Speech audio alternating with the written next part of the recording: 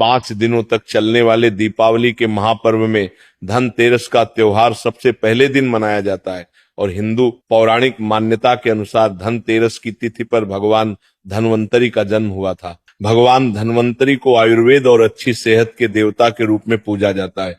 दिवाली पर धनतेरस के दिन भगवान धन्वंतरी की पूजा करने से जीवन में सुख, समृद्धि, ऐश्वर्य और अच्छी सेहत का आशीर्वाद प्राप्त होता है। साथ ही इस दिन खरीदारी करना भी बहुत शुभ माना जाता है। धनतेरस के दिन हर तरह के शुभ कार्य प्रारंभ किए जा सकते हैं। इस दिन विशेष रूप से सोना और चांदी के आभूषण, नए बर्तन आदि खरीदे जाते हैं। धनतेरस के दिन इस प्रकार की विशेष चीजें खरीदने पर मां लक्ष्मी जी का आशीर्वाद मिलता है। ऐसी मान्यता है कि धनतेरस के दिन हम जिस भी वस्तु की खरीदारी करके लाते हैं उसमें 13 गुना की वृद्धि होती है। इसलिए आपको ध्यान रखना है कि कोई भी ऐसी गलती ना करें, ऐसी वस्तु खरीद कर ना लाएं जिससे कि अशुभता आ जाए। तो धनतेरस के दिन ये चीज कौन सी है, खासकर हम आज के प्रवचन में आपको बताएंगे कि आपको इन 13 विशेष चीजों में से आपको कुछ ना कुछ वस्तुएं खरीदनी ही चाहिए। अगर आप इन सभी 13 वस्तुएं ना खरीद पाए तो इनमें से जो भी आपकी सामर्थ्य हो वह वस्तु आप घर पर खरीद कर ला सकते हैं। धनतेरस के दिन मां लक्ष्मी जी, कुबेर देवता और धन्वंतरी भगवान की पूजा करने से घर हमेशा धन, धान्य, सुख, सुविधा और वैभव से भरा रहता है। धनतेरस के दिन जो लोग सोने चांदी से बने हुए आभूषण या सोना चांदी ना खरीद पाए, उन्हें भी इस दिन कुछ चीज अवश्य ही खरीदनी चाहिए। सबसे पहली वस्तु है नई झाड़ू। धनतेरस के दिन नई झाड़ू खरीदना बहुत शुभ माना जाता है।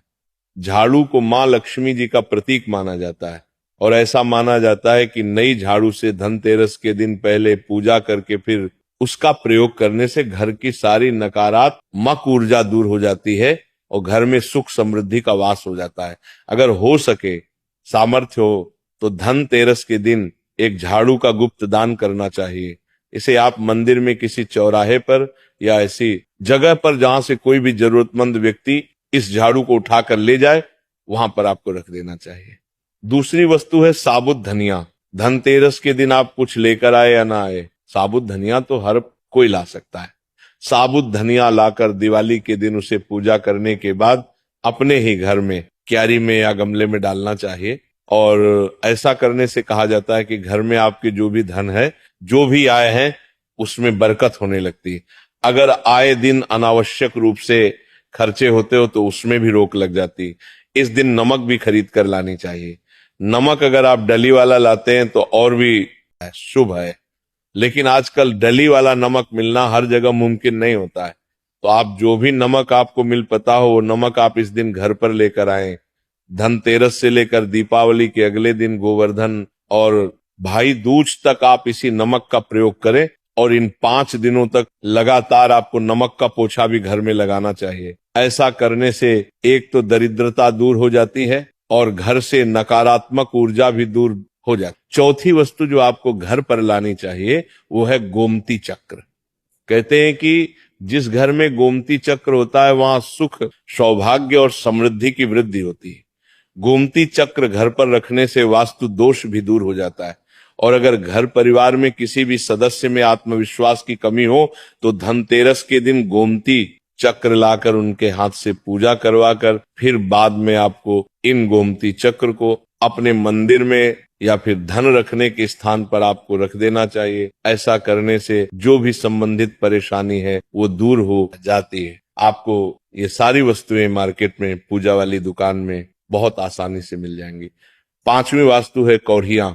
कौड़ियां आपको सफेद, भूरी, पीली चितकबरी मिल जाएंगी, लेकिन आपको 2 कौड़ी लानी है। वो या तो सफेद लेकर आए या फिर पीले रंग की कौड़ियां लेकर आए। कहते हैं जिस घर में कौड़ियां होती है वहां पर महालक्ष्मी जी हमेशा वास करती है। कौड़ियां मां लक्ष्मी जी को आकर्षित करती है। इसलिए आज के दिन आप 5, 7, 11 या 13 कौड़ियां लाकर आप चाहें तो धनतेरस की शाम को या फिर दीपावली की रात को इनकी पूजा करके रोली, अक्षत, कुमकुम अर्पित करके फिर एक लाल कपड़े में बांधकर आपको अपने घर में जहां पर भी आप धन रखते हैं वहां रख देना चाहिए। हर साल आप इन्हीं पुरानी कौड़ियों की पूजा कर सकते हैं।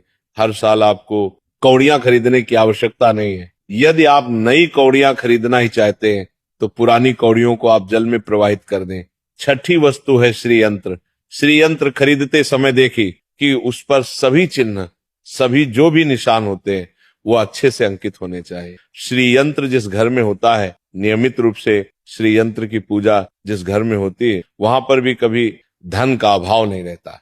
श्री यंत्र की उत्पत्ति को लेकर धार्मिक पुराणों में उल्लेख मिलता है कि एक बार महालक्ष्मी जी अप्रसन्न होकर पृथ्वी से बैकुंठ लोक चली गई। माता के रुष्ट हो जाने से धरती पर बहुत सारी समस्याएं प्रकट हो गई। ब्राह्मण और महाजन बिना लक्ष्मी जी के निधन हो गए। तब ब्राह्मणों में श्रेष्ठ वशिष्ठ मुनि ने निश्चय किया कि मैं लक्ष्मी जी को प्रसन्न कर पृथ्वी पर वापस ले आऊंगा। जब मुनि वशिष्ठ बैकुंठ में जाकर महालक्ष्मी जी से मिले तो उन्हें पता चला कि महालक्ष्मी जी तो अब प्रसन्न है और वह किसी भी स्थिति में पृथ्वी पर आने को तैयार नहीं है। तब वशिष्ठ जी ने वहीं पर बैठकर भगवान विष्णु की आराधना शुरू कर दी। नारायण ने प्रसन्न है होकर मुनि वशिष्ठ को अपने दर्शन दिए। वशिष्ठ जी ने श्री हरि विष्णु से कहा कि हम पृथ्वी पर बिना लक्ष्मी जी के बहुत दुखी हैं। हमारे सारे आश्रम उजड़ गए, धरती पर वैभव खत्म होने वाला है। ये सुनकर भगवान विष्णु वशिष्ठ मुनि को साथ लेकर महालक्ष्मी जी के पास गए और उन्हें मनाने की कोशिश की, लेकिन फिर भी महालक्ष्मी जी नहीं मानी। तब उन्होंने कहा कि मैं किसी भी स्थिति में पृथ्वी पर वापस जाने को तैयार ही नहीं हूं। जब चारों दिशाओं में महालक्ष्मी जी के पृथ्वी पर वापस न आने की बात फैल गई, तब देवताओं के गुरु बृहस्पति जी ने एक युक्ति सुझाई। उन्होंने कहा कि अब श्री यंत्र साधना ही एकमात्र उपाय बचा है जिसे महालक्ष्मी जी को धरती पर आना ही पड़ेगा। गुरु बृहस्पति जी के निर्देशों से श्री हरि ने धातु पर श्री यंत्र का निर्माण किया और उसे मंत्र सिद्ध प्राण प्रतिष्ठा युक्त करते हुए दीपावली के 2 दिन पूर्व धन त्रयोदशी को श्री यंत्र पर स्थापित करके विधि विधान से उसका पूजन किया। पूजन समाप्त होते होते माता लक्ष्मी जी को वहां आना ही पड़ा और वे बोली कि मैं किसी भी स्थिति में यहां आने के लिए तैयार नहीं थी, ये मेरा प्रण था, परंतु बृहस्पति जी की युक्ति से मुझे आना ही पड़ा। श्री यंत्र मेरा आधार है और इसी में मेरी आत्मा भी बसती है।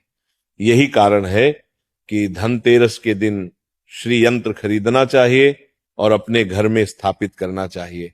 7वीं वस्तु है सातमुखी रुद्राक्ष की माला या फिर सातमुखी रुद्राक्ष। अगर आप धनतेरस के दिन सातमुखी रुद्राक्ष को घर पर लाते हैं और फिर उसकी विधि विधान से पूजा करते हैं या भगवान शिव की पूजा में आप इस रुद्राक्ष को प्रयोग करते हैं, किसी भी मंत्र का जाप करते हैं, तो उससे भी आपके घर में कभी परेशानी नहीं आती।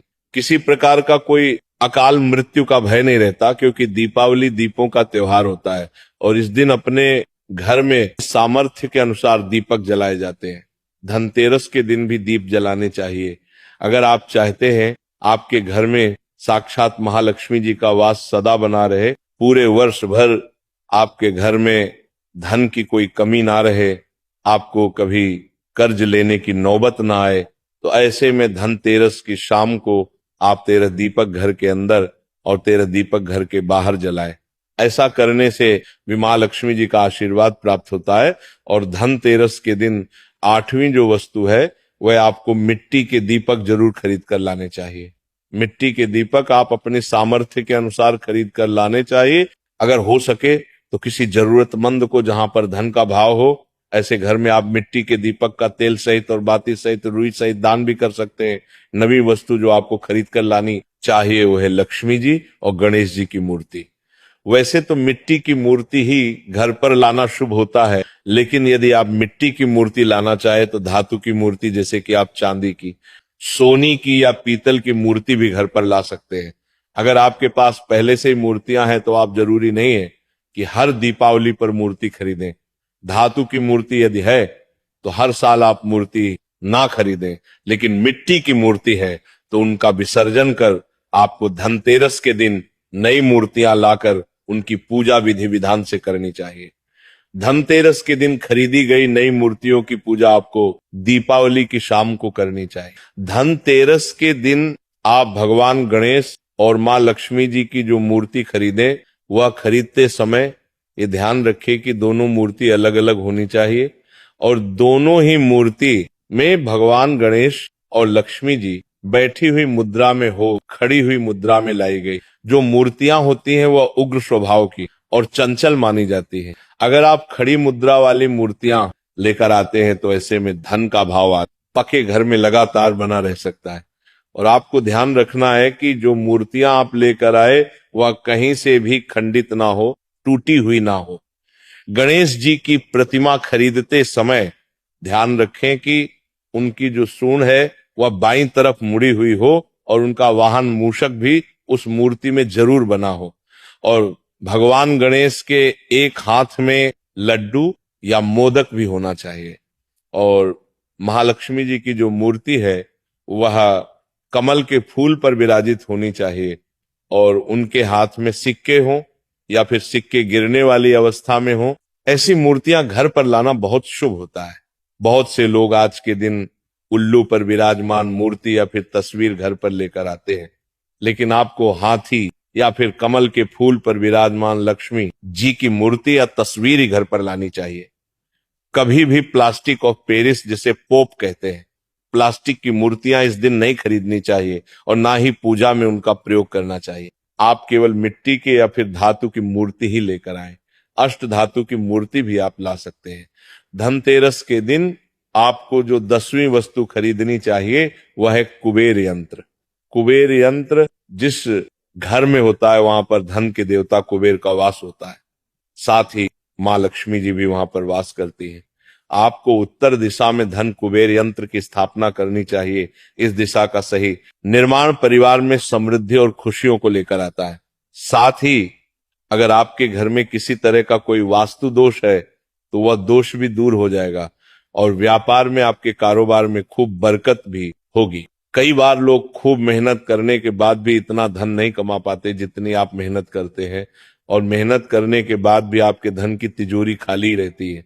तो उसे पूरा साल भरा रखने के लिए आपको धनतेरस के दिन और दिवाली के दिन कुबेर यंत्र की विधि विधान से पूजा भी करनी चाहिए।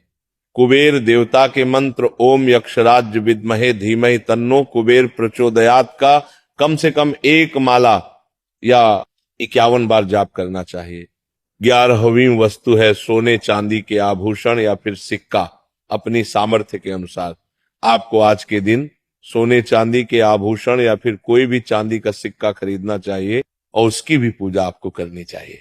यदि आपकी सामर्थ्य ना हो तो आप सोने चांदी के आभूषण या सिक्के की बजाय मिट्टी के बर्तन या 1 चम्मच भी आज के दिन खरीद कर घर लाते हैं तो इससे भी आपके घर में पूरे साल खूब बरकत होती है। सब जानते हैं कि धनतेरस के दिन नए बर्तनों की खरीदारी की जाती है, लेकिन नए बर्तनों में भी आपको ये ध्यान रखना है कि आज के दिन यदि आप पीतल के बर्तन खरीद कर लाते हैं तो वह ज्यादा शुभागे होते हैं।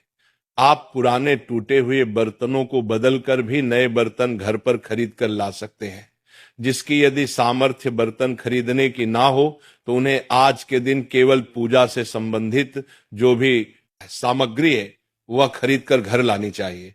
ऐसा करने से भी आपको धन कुबेर भगवान और महालक्ष्मी जी का आशीर्वाद प्राप्त होता है।